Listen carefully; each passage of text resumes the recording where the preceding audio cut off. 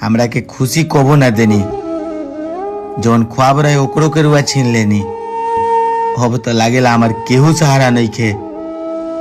ये दुर्गा मैया ऐसन का जिंदगी से अब आजाद कर दी, कहे कि अब दुख सहे के हिम्मत नहीं खे।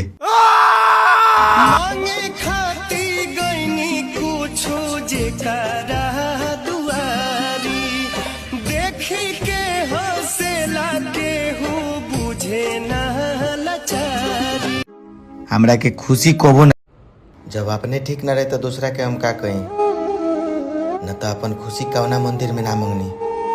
खैर छोड़ो, जब नसीबे खराब रहे तो भगवानों के हम का कहीं।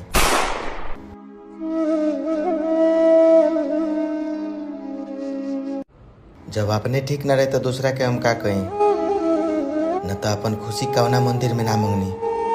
खैर छोड़ो, जब नसीबे खराब रहे तो भगवानों के हम का कहीं।